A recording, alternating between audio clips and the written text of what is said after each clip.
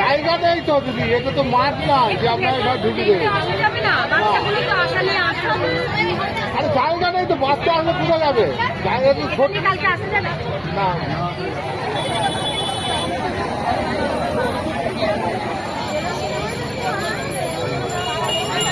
এবার তো বেতন